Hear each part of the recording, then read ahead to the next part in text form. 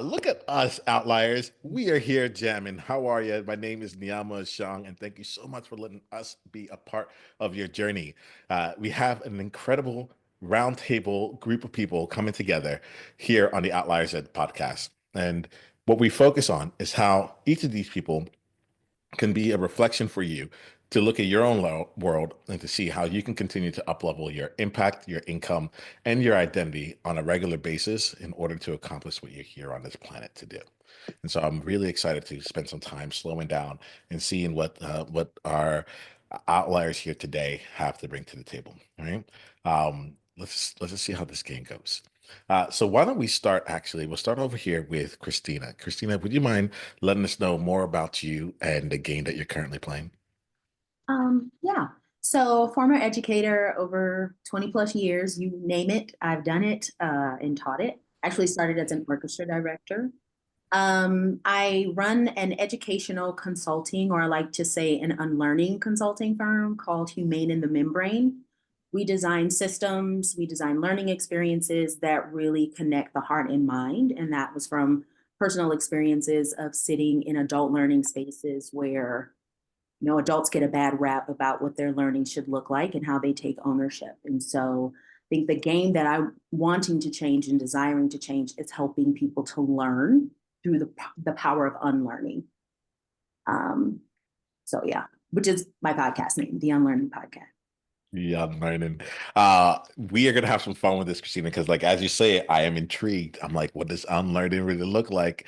And hopefully maybe in this conversation, like rather than talking about it, we can have the experience of unlearning with you here, Christina. Let's see how we play this. Like I'm almost like, what if this was one of those adult learning environments or unlearning environments? How would we play that game? Thank you so much for being here, Christina. Thanks for bringing all of you. Micha, let's come to you. Can you let us know more about you and the game you're playing? Sure. Mika, his, him pronouns. The game I play is the social political movement spaces. I come from Jerusalem originally and have had the honor and pleasure of working with political organizers from different corners of the planet, some from Haiti, some from Nepal, some from Istanbul, Palestine, and now here in Colorado. And what I think most of us have in common is that we're forced into the corner of more competing with one another when it comes to the grant cycles, where most of us are catching up with last year's reports and next year's grants. And we, instead of collaborating with one another and learning to work better together, we end up pulling out our elbows and competing with our best friends because that's the way the funding infrastructure works. So that's the landscape. That's the field I play on. And the game we play is to map out who's doing what and where, how they're doing it. It's a big database that we're building that collects all this information across sectors like nonprofit or local government, academia, faith-based congregations, and especially, most importantly, community leaders, grassroots, frontline activists, so that we can illustrate our bigger picture, transcending the obstacles, and talk about longer term, bigger picture milestones. What will we have accomplished by 2030? And what are the benchmarks that's going to take to get us there? Not as much this year's fire that we're putting out. I hope that makes sense. Uh, Real quick here, Mika, before we go on here, we're on the video. Did you see that making sense?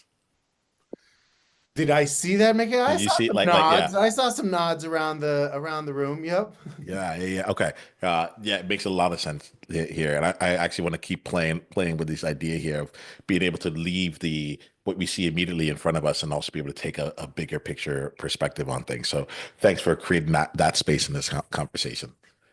All right. Let's go on to Kelly and Kelly. Let us know more about y'all and the game that you're playing. I'm Kelly. He's Ladies Kelly. first. Ladies first. Yeah, So if you ever seen this here, Outliers, it's Kelly and Kelly, and they both have the name Kelly. So we're playing in this realm here. I realized for myself, I'm like, I don't know how I'm gonna like if I have a question, I don't know how I'm gonna go to each one of you. but we'll play it. We'll figure that out as it goes on. I'm sure. I'm sure My y'all. mom started calling us sir and lady, so I, Yeah. you know. Okay, sir. and lady. Hey, Kelly, and I'm like, I could be okay. Yeah. All right, all right. So, Lady Kelly and Sir Kelly, let's start off with Lady Kelly. Let us get to know more about you and the game you're playing. Well, the game we're playing, we like to empower people to change their lives, which everyone here is doing in their own way. I'm a certified hypnotherapist. I'm a mom to 4 adult children now, and we have a business called Academy of Embodiment Art. So we teach embodiment arts such as Qigong, Baguazhang, which is sister art to Tai Chi. Hopefully I'm Yep. No. he's like, go with it. Run with it. You go ahead. Let's see. Policy analyst working in the environmental arena of NGOs for most of the last 30 years.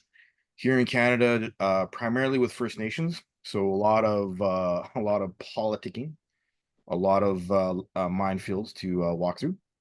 I've been a martial artist since I was 8. My grandpa taught me how to box when I was a kid to deal with all the bullies at school, and I never sort of like looked back.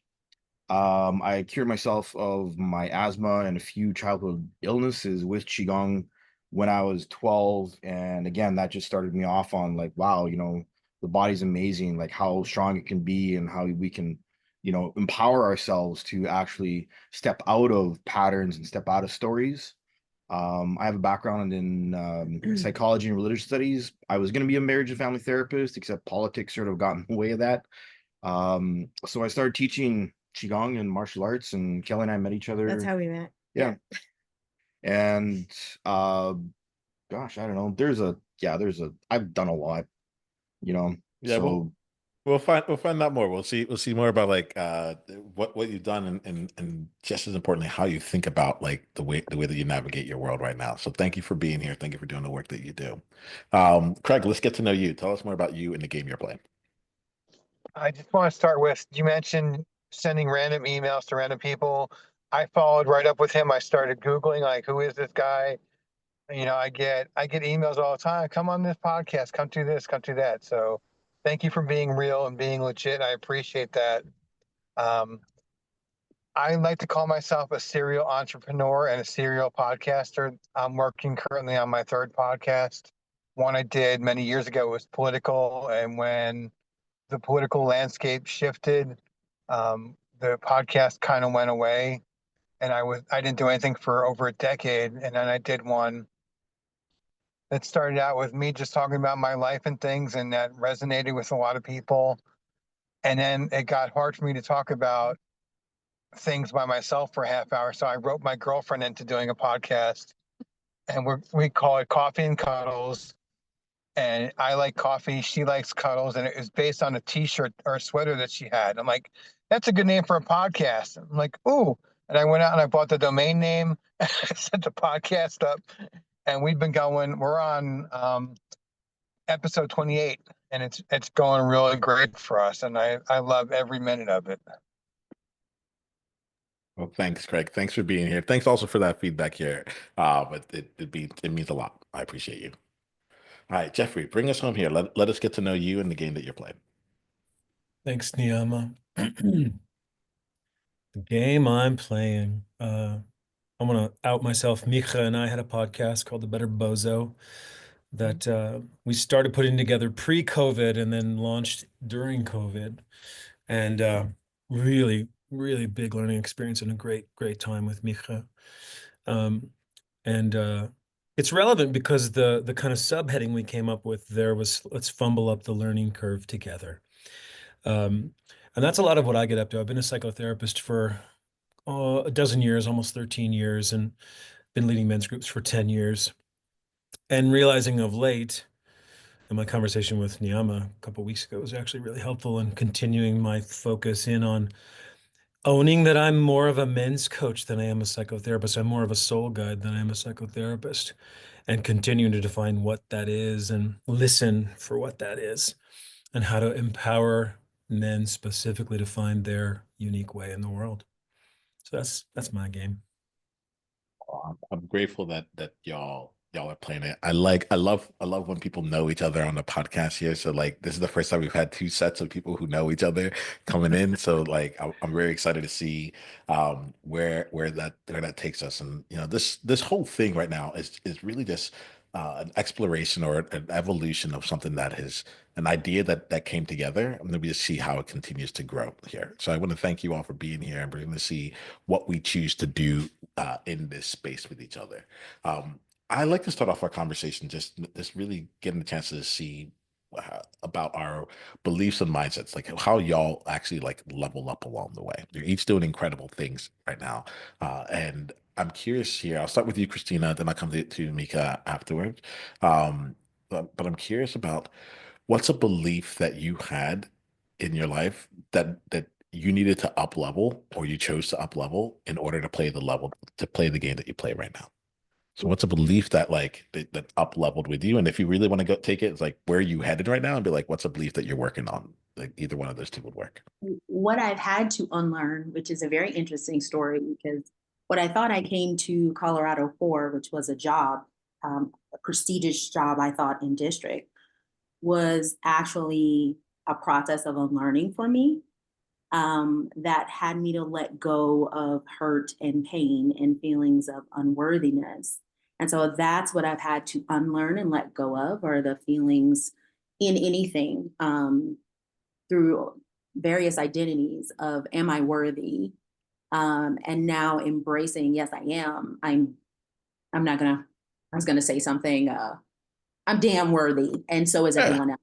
And how do we make sure that everyone remembers who the hell they are in order to be excellent and do the excellent things that they've been called on the planet to do? So the healing of worthiness and that unlearning that in order to be worthy, one has to receive.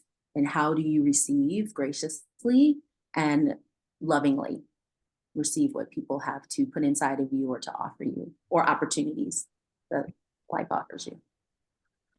I'm really grateful for you, Christina, because I could feel like the space just getting a little bit more space here. You're like, I'm not gonna say it, and then you said it, and everyone's like, yes, like not a big nod. We're like, yes, we are.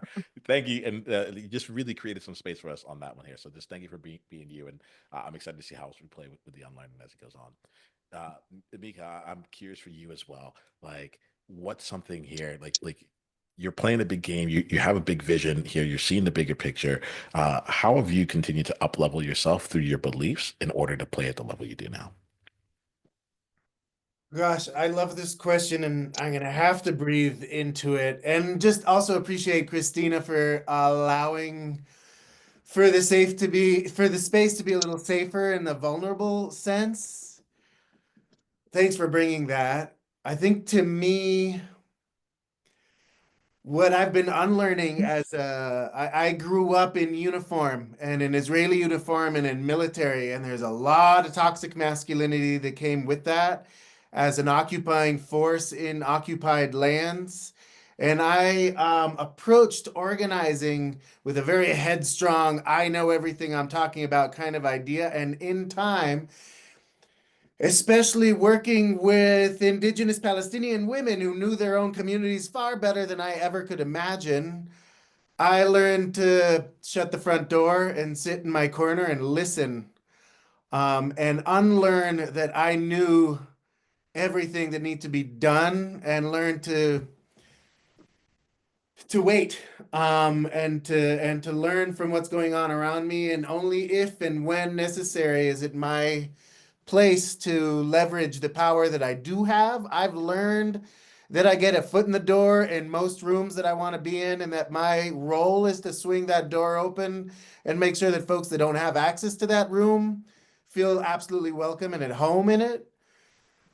And that just happens on so many different levels of professional development. That's just a guiding principle as I go. And so there's 1,000 examples, but maybe I can leave it at that. And we can keep unpacking.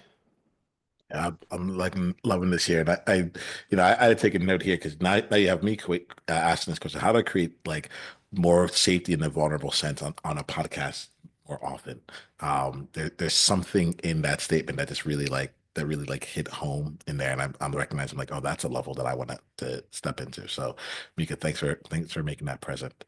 Um, we're going to come to Kelly and Kelly, and then I want to ask you the same question, and I'm going to change it up for Craig and Jeffrey as it comes in. But let me ask you this question here. What's a belief about yourself that you need to up level? If you can each answer it individually, and then we'll go on from there. But I wanted to bring that in. Well, for me, I really resonated with what Christina said too, was worthiness, feeling unworthy of abundance or of belonging or of anything. I mean, I think that's a big thing for a lot of people. So that one really resonated. But there's been a lot for me over the years because I've been doing a lot of shadow work for, a few decades, and then learning things and wanting to also impart that and teach the tools to people. I don't necessarily want to give people my expertise. I want to give them a tool so that when they leave my presence, they have tools that they can go home and go, oh, I've got something that I can use. And for me, I've always been fascinated with the human body and how emotions can be stuck in the body and releasing those emotions. So, and even today, like I had to, I'm processing through something pretty huge myself. So I'm not crying at the moment. It's great. But yeah, it was pretty emotional because when you really get into those emotional spaces, you feel very vulnerable. And I think it was something that was very difficult for me to talk about, even with him. And he's my partner for a while. And so today I actually said, I am processing through this. It was anxiety over money that I was triggered, but I know it's not actually happening. So we want to keep it real. So I know it's not actually happening, but it was a trigger that I needed to like feel and let go. And it didn't feel great to talk about it, but yeah. So that's the most recent. Let's see, a belief. Well, I've had a very rather unique life in that I grew up with asthma and bronchitis that almost killed me on a regular basis, which is why I got interested in the Qigong. And I dealt with that issue of being a victim or being helpless, not being able to empower myself. And, God bless James Clavell and his Shoguns miniseries when I was a kid, because I watched that and there's a samurai who meditated, got healthier, stopped being sickly, and became one of the best swordsmen in Japan. And I'm like 12 years old. I'm like, how do I do that? And my mom and dad were just like, well, go and research it. So I did. And that was sort of the first step in terms of understanding how to empower myself physically, to not be victimized by concepts or realities projected by other people, and to learn for myself what my body was capable of in the healing process and the healing journey. And through that first initial step, I was very lucky with supportive parents, but over the years, just seeing all the different stories of victim consciousness and victim mentality, and it's a constant learning process because everyone's path is different, everyone's journey is different, and realizing for myself that what I was doing in sharing my own story and my own journey was helping me heal even my own victim issues of where people didn't want to hear my wisdom, because I've grown up in a family that have pretty much ignored my journey and not actually listened to my experience. So even though I've empowered myself and did, amazing things health-wise at a very young age, I still had this, I was growing up in an environment where people ignored me because I was young. And of course, now I'm almost 50 and it's completely different. But the belief that my story was not of value was something that I've overcome, and unlearned. And I love the whole unlearning word itself is so important, I think, for people to embrace, because there is a lot of conditioning, there are a lot of programs and stories that are imposed upon us that take away our power, that are meant to deliberately take away our power, because that is just the way the world is set up. And for us to come together here today and to strengthen this understanding of unlearning and the value that that actually has, our stories, our experiences, is priceless. So thank you everyone for being here. Yes, thank you. Thank you all for showing up in this way. I can feel myself, I guess, taking some breaths in as you were talking, just sinking in a little bit deeper. Um, so I'm going to come to Craig and Jeffrey right now, and both of you brought up something that I think is playing out on me here. Uh, Jeffrey, you talked about like owning yourself more as like a soul guide right now, right? Craig, you talked about being a serial podcaster and serial entrepreneur, and I think a part of me is really curious. So the way I'm going to do this, I'd love for you two just to start us off, and then I'm just going to mute myself, and everyone else can just kind of just jump into the conversation. We'll just like let it grow with each other. But I'm curious here around how you take like these experiences that you've had in multiple parts of your life and how you're able to like continue to bring them together or craft something new with it, especially when you've been like you've built the expertise in something, you've built the brand, you've gotten traction on various components, and then you realize that actually who you have become has grown beyond like the containers that you originally created. Hopefully that's being said in a way that translates in. I'd love to start the conversation there. Maybe Jeffrey and Greg, you can get us started on it, and then I'm going to stay muted. While I'm muted, just everyone just pick up the conversation, and when it's time to go in, I'll come back on. Jeffrey, Greg, anything that come to mind? With the podcasting, the first one I did, it was at a point in my life where I was changing who I was. Uh, I was in the Navy for 6 years, so I had that mindset and I had that, we'll say, that vocabulary. And by the time that podcast is wrapping up, I didn't want to be that person anymore. So I was cleaning up my language, I was cleaning up how I talked, and I walked away from a very successful podcast because that wasn't who I was anymore, and that is not who I wanted to be.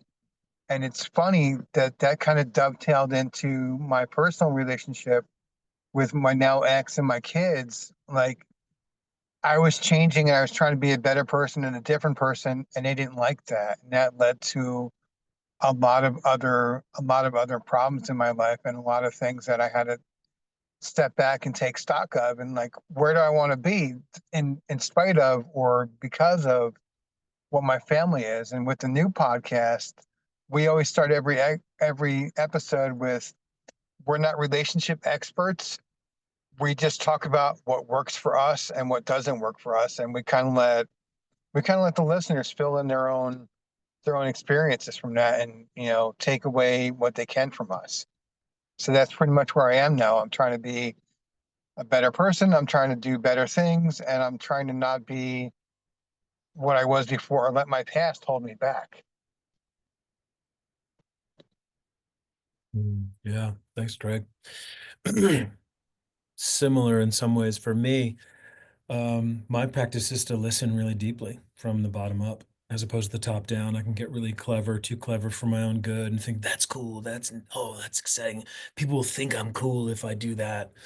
And I know how that works out, typically not well. So the listening from the bottom up to this deeper, edgier, often terrifying thing that's alive. Because to your point, Niiamah, on paper, there's no good reason for me to change. Just keep rolling as a psychotherapist. My practices invariably fall some space, but it's not what lights me up.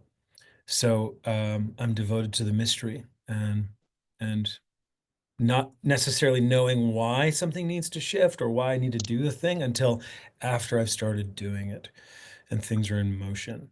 And that keeps me humble, keeps me on my toes, and keeps me really actually quite lit up and nourished. So that's one of the ways for me. Curious about y'all.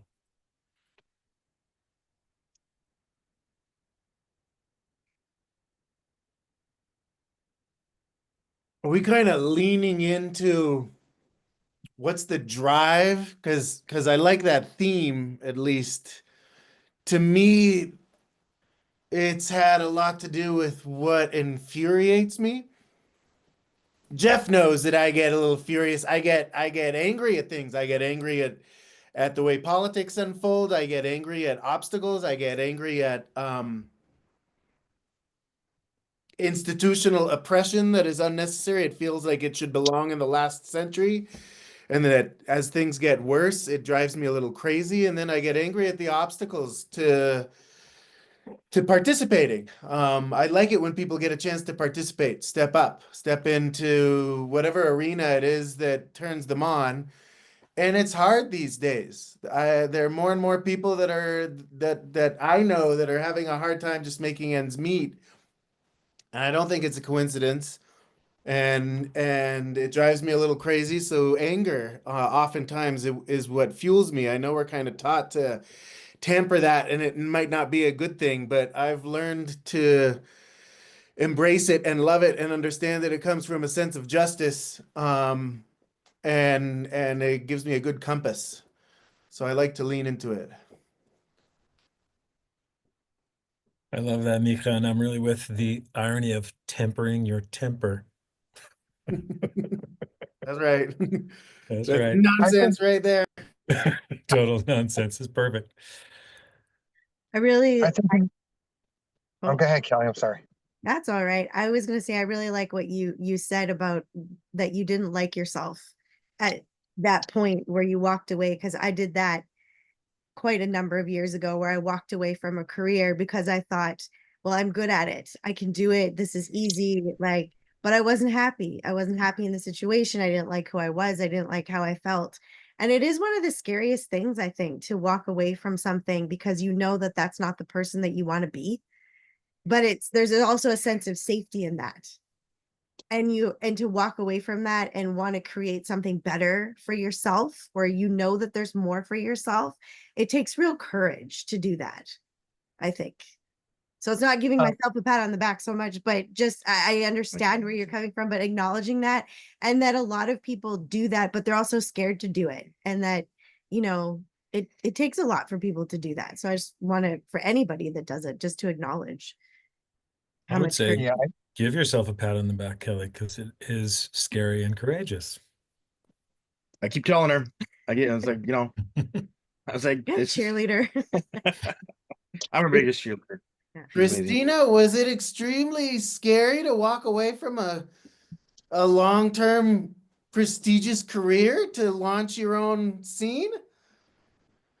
No, I mean, at that point I like to call myself professionally unprofessional.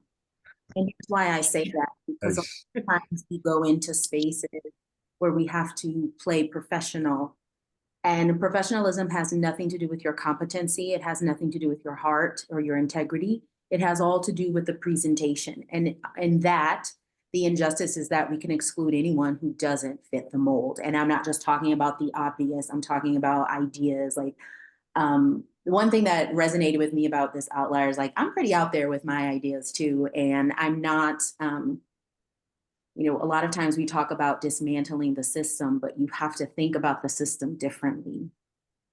Because if you go in with the tools, and I say, you have to be a master of the tools that you have. A tool can a gun, for example, can feed your family, it can provide protection, or it could be something detrimental. So you have the power in your mind to how you utilize the tools of whatever you're getting. And so it wasn't hard for me to walk away. It was like, oh my gosh, like I'm trying to be something I'm not. I'm evolving, I'm changing. And something that resonated with what Craig said is growth is a fight for expansion. And so I'm unlearning how to not play small anymore. And in that, I should have left a whole lot earlier when when people sought me out for the thing that I was afraid of. Thing Jeffrey said, like being afraid of my power, really. And I think that's what it is. We're so afraid of our power because we're told that power has to look certain ways. And power is just owning who you are and then creating the space like we're doing now to allow people to find their own power and tap into it. So I wish I could kick myself. I wish I would have left earlier, but everything happens in the divine time. So yeah. Well, I want to observe, I think one of the things we all have in common, not outing anybody in any direction, but none of us, I think, are in our 20s. And I think there's a lot of life lessons in the room when it comes to like being familiar with the arena that I'm active in and knowing what I bring and knowing where my weaknesses are gives me an opportunity to be sober about my work life and where I want to lean into. In my case, it's been a lot about learning the nonprofit world and the fundraising world and the cause-based organizing world and what the obstacles are and where their particular partnership, and it's just knowing the landscape well. And then knowing how I want to show up with it with the purpose that I've adopted. Greg, you're going to say something. I'm really curious if my curiosity is leaning into you right now. What would you like to say? And it could be. I want to touch on what Kelly said and what Christina said about walking away.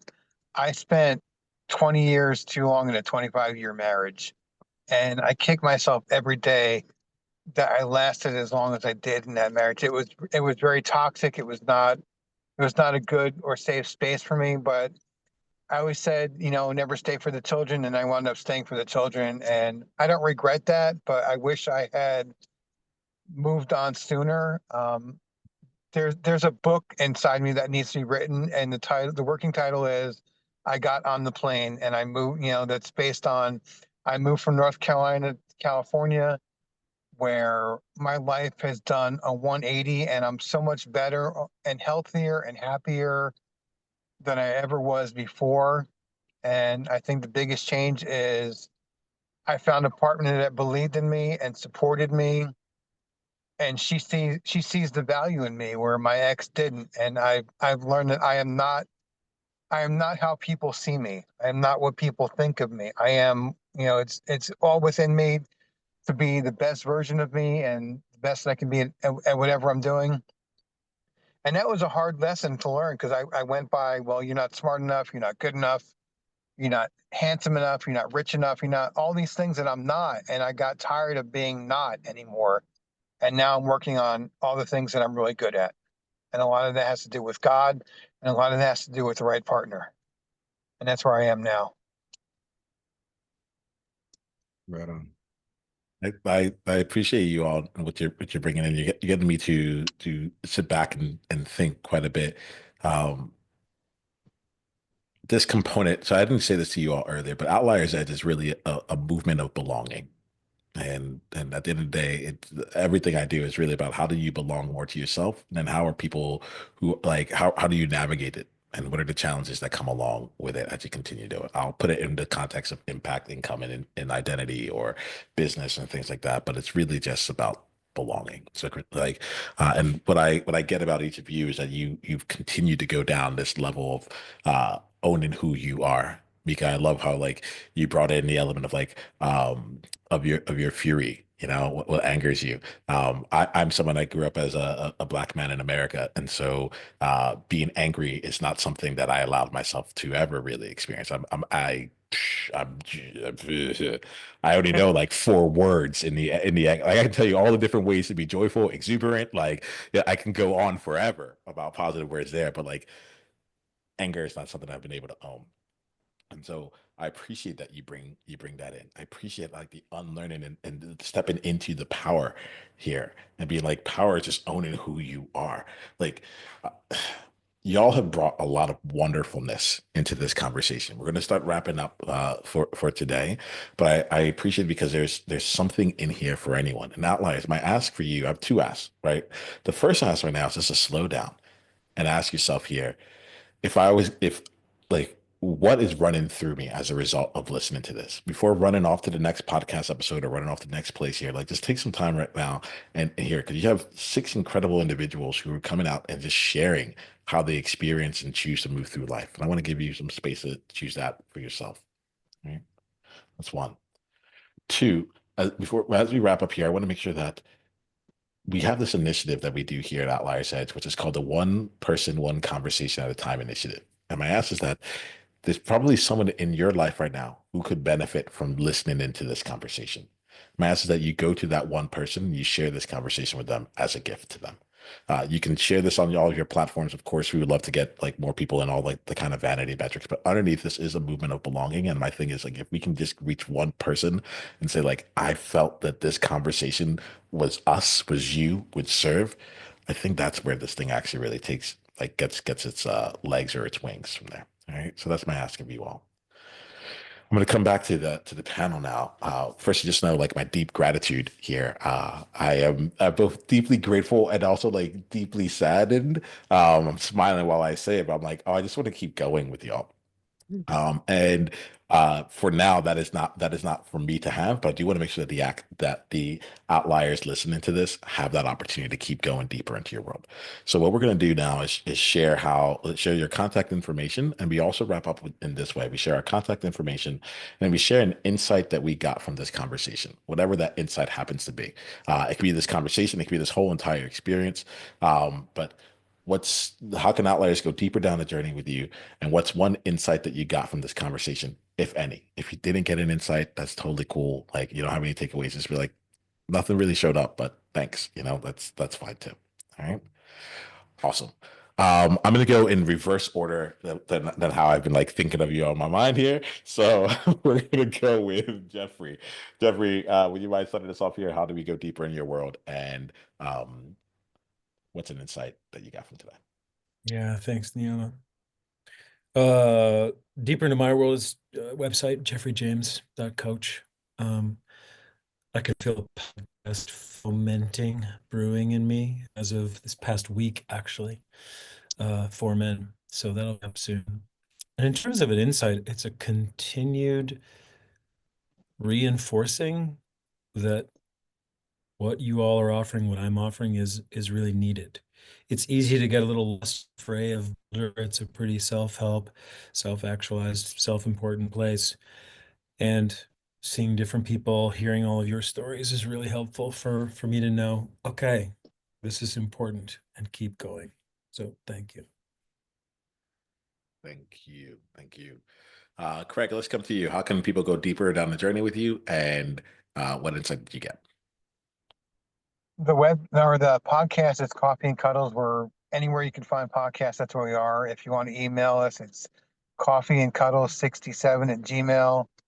I appreciate being part of this podcast today. I thank you, and I thank each and every one of you for sharing your stories. I know it's not always easy to open up to total strangers, so I'm very grateful to have been a part of this. Glad you're here as well, and thank you for sharing yours, Craig. So we're gonna go to Kelly and Kelly, but this time I said in the opposite order. So I think in your words, Sir Kelly, we'll start with you. Well, as was said, being on this podcast is again demonstrated how valuable and how needed these types of conversations are, and this type of collaboration really is in this day and age. And I guess well, I'll let Kelly fill in the details, all the contact details. The admin person. The admin person, Yeah, our website is academyofembodiment.arts.com. Our podcast is Soul Discovery, and you can reach us there. Yep. Yeah. Nice. And then Kelly, from you, what's an insight that you got from this conversation, if any? Well, I love the concept of unlearning, because I know that's something that I've been doing. And I think all of us here have gone through that process, and that we all want to help people go through that. And so it's just hearing that word and knowing that other people have gone through it and they want to help other people. And it was just wonderful to meet everyone and get to talk to you. And I wish we could keep going too. Go Seagull, go Seagull. Thank you so much, both of you here. Micha, let's come to you, and then Christina will bring us home. Thank you. You can find me more at climatejusticehive.org. And my name's spelled Micha at climatejusticehive.org. Please be in touch. I think what I'm hearing from our conversation, honestly, is a little bit of heartbreak and a little bit of grief. Like the unlearning part of the moment of unlearning is the heartbreak around like, oh, shit, I've got it wrong for a long time. And unlearning is a process, and there's a humbling moment there that happens. And I appreciate that from all of us. That's not simple. Feels like that might happen in a later stage in life. Not too late, hopefully, but hopefully early enough so that we still have plenty of time to unlearn and launch whatever the next phase is. But that comes to mind, some grief and heartbreak. Thank you, Micha. Thank you for bringing all of it in. And then Christina, would you mind bringing us home for today? What's a insight you got from today, and how can people go deeper down the journey with you? You can find me at humaneinthemembrane.llc.com. You can find my Unlearning podcast page there as well. I think what comes with unlearning is healing.